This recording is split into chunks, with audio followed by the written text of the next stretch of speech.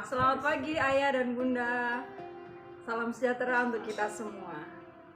2 hari lalu Bunda-bunda dan Ayah sudah mendengarkan tentang aspek perkembangan dari Bunda Firda dan Bunda Dian. Untuk hari ini saya, Bunda Fitri, ingin sedikit berbagi tentang aspek perkembangan bahasa anak. Yang perlu kita ketahui di mana aspek perkembangan bahasa anak terbagi menjadi 3, yaitu ada perkembangan bahasa ekspresif, perkembangan bahasa reseptif, dan keaksaraan.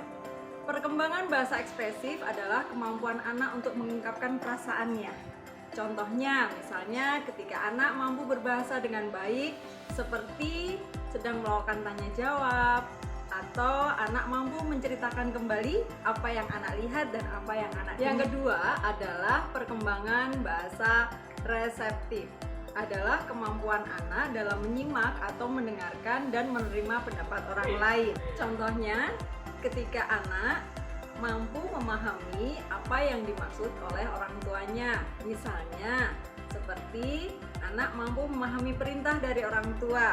Contohnya, "Nak, tolong ambilkan pensil di atas meja."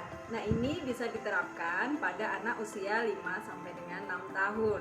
Atau ketika anak mendengarkan cerita dan anak mampu menghargai bacaan. Yang ketiga adalah aspek perkembangan bahasa keaksaraan. Nah, di sini anak akan memahami bentuk dan fungsi dari huruf. Misalnya, ini bisa diterapkan di rumah dengan orang tua memberikan contoh atau barang yang ada di sekitarnya. Contohnya seperti ini, misalnya di rumah ada botol seperti ini dan ada namanya. Orang tua bisa menunjukkan huruf apa saja yang ada dalam botol tersebut. Misalnya contohnya SOS. Nah, dari sini anak akan belajar tentang fungsi huruf.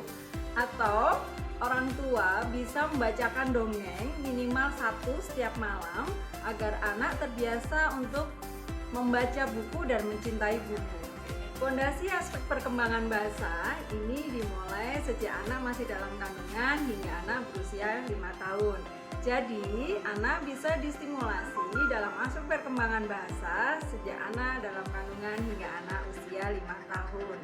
Untuk kegiatan yang berhubungan dengan aspek perkembangan bahasa, nanti silahkan Bunda atau Ayah boleh membacakan buku cerita kepada putra-putrinya dan divideokan. Nanti silahkan dikirim ke Bunda Guru. Terima kasih, Bunda tunggu ya videonya.